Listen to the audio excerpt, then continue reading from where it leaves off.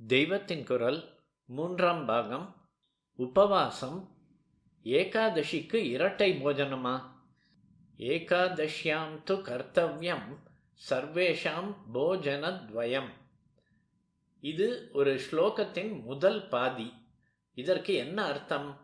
ஏகாதஷ்யாம் து கர்த்தவ்யம் சர்வேஷாம் என்றால் சகல ஜனங்களாலும் ஏகாதசி அன்று இன்னவாறு செய்யப்பட வேண்டும் என்று அர்த்தம். என்ன செய்யப்பட வேண்டும்? போஜனத்வயம் என்று ஆன்சர் வருகிறது. அர்த்தம் புரிகிறதோ இல்லையோ? துவயம் என்றால் இரண்டு, போஜனத்வயம் இரண்டு தரம் சாப்பாடு. எல்லாரும் ஏகாதசி அன்று இரண்டு தடவை போஜனம் செய்ய வேண்டியது என்று அர்த்தமாகிறது.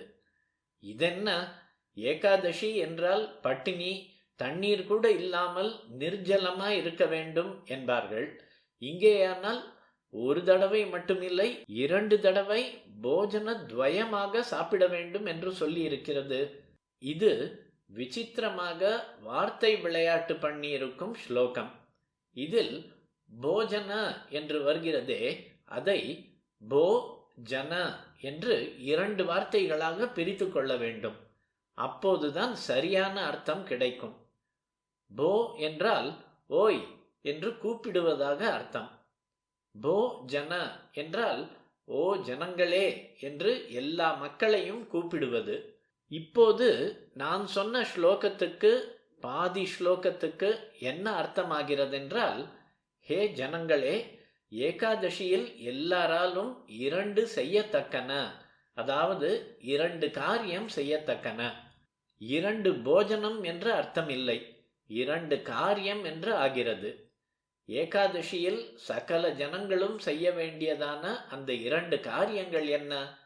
அதை ஸ்லோகத்தின் பின்பாதி சொல்கிறது.